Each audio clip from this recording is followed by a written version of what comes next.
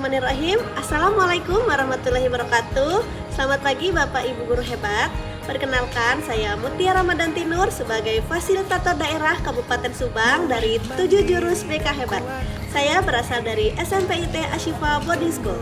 Pada kesempatan kali ini, saya akan memaparkan video penerapan jurus 2, yaitu kelola emosi. Selamat menyaksikan. Assalamualaikum warahmatullahi wabarakatuh. Waalaikumsalam warahmatullahi wabarakatuh. Apa kabar itu Hadijah? Alhamdulillah, luar biasa. Allahu Akbar. Masih ingat jargon mereka? Masih. Coba kita mau coba ya. Mereka bersama Bunda Muti Mengenali diri sendiri dengan versi terbaik. Hari ini Bunda akan menjelaskan tentang kelola emosi. Ya, kelola emosi. Kalian sudah tahu kan emosi itu apa? Sudah tahu belum? Tahu. Ada yang sudah tahu, ada yang belum ya. Jadi kita bukan hanya mengenal tapi juga mengelola emosi itu. Silakan berdiri, kita mau ada aktivitas dulu ya. Aktivitas yang pertama ya, yaitu berpasang-pasangan berdua, saling membelakangi papan tulis dan yang satu di depannya. Satu orang menunjukkan ekspresi yang sesuai dan satu lagi menyebutkannya. Oke? Jadi yang membelakangi papan tulis yang menyebutkan, yang menghadap papan tulis yang mencontohkan. Paham? Oke, siap ya? 4, 3. Apa itu? Apa itu? Apa banyak? Bahagia. Bahagia. Sedih. Sedih. Bahasa lainnya? Cry. Cry atau sedih ya, sad. Nah, coba Kai, contoh marahnya gimana? Yang tadi marah? Oke.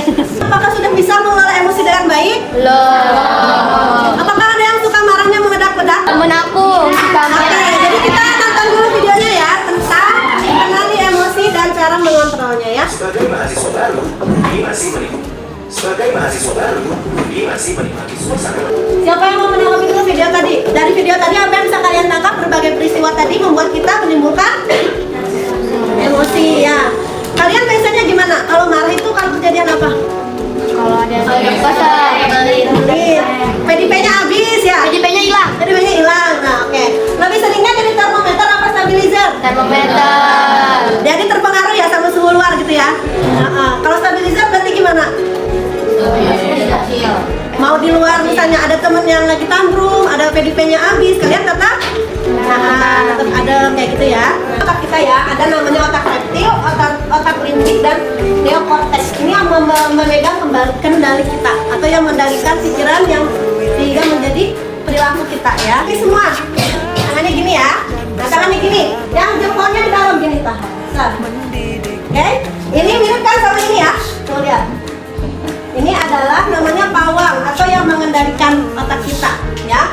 Nah, di sini pada metode ini kita berpikir tenang, logis, penuh pertimbangan, ya. Jadi segala sesuatunya sudah kita kendalikan berdasarkan otak kita, logika kita kayak gini, ya. Ini yang pawang yang atau yang kita yang mengendalikan, yang menguasai adalah neokortex atau otak logika, ya. Selanjutnya, gini, 4. Nah, 4. Ini adalah yang jempol ini adalah apa ini?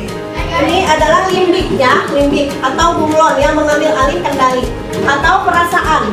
Kalau tadi logika atau pemikiran, ini perasaan ya.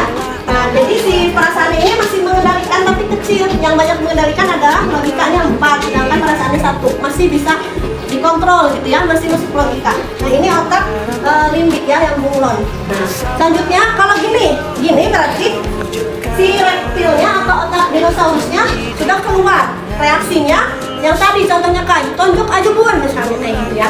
Jadi yang mengendalikan adalah apa ini?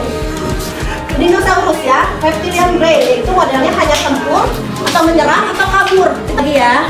Contohnya, ini yang menguasai dua-duanya otak reptil ya, yang dinosaurus lawan dinosaurus ceritanya. Ini ada video seorang guru yang dua sama muridnya itu sama-sama otak reptil, jadi dua-duanya saling menyerang gitu ya.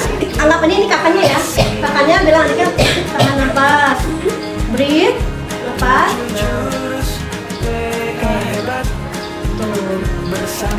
Dapat diambil kesimpulan bahwa jika kita melakukan sesuatu, ada dua contoh. Yang pertama itu emosi, misalnya kita kesel ya, ada teman yang nyebelin. Apakah kita langsung merespon dengan tindakan misalnya, apa sih yang nyebelin? Atau misalnya kita ada jeda dulu.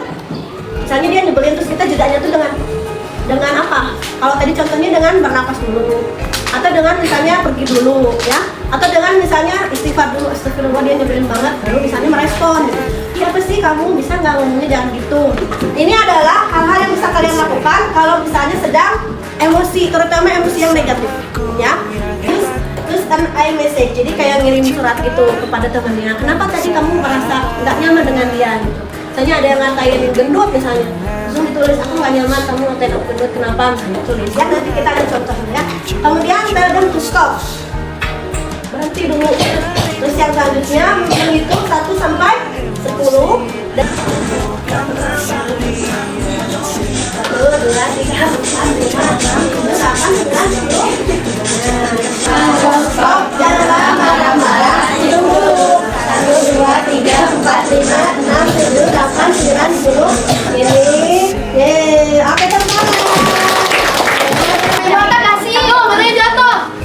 Stop, jangan marah-marah. Itu sampai 10.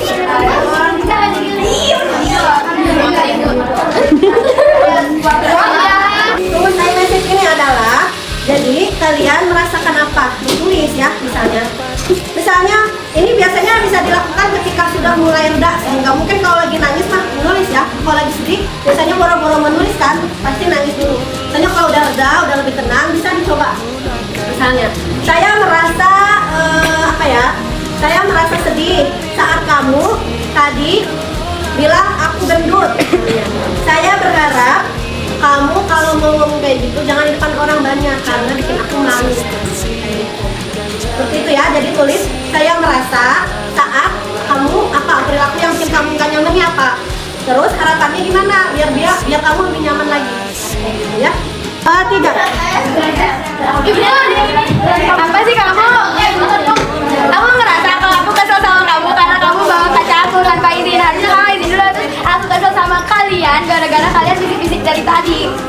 Kita minta maaf ya. Itu ini ya, bisa dipraktekkan ya. Tadi materi-materi yang sudah Bunda kasih tentang pola emosi. Dari stop tadi ya. Stop. Hanya ada temen yang marah, atau kalian praktek sendiri juga boleh ya. Gitu, biar kalian bisa lebih kontrol emosinya. Nanti Bunda akan mendiskusikan dalam syarifahnya mengamati kalian. Apakah setelah belajar ini emosinya lebih baik lagi ya? Mungkin kalian jadi sering gini-gini ya, stop gitu. Itu bukan tiktokan, tapi lagi praktek BK yang stop gitu ya. Nanti Bunda diskusiin sama Bunda Siti, sama Bunda yang lain juga ya. Kayak gitu. Mudah-mudahan paham ya dan bisa dipraktekkan ya.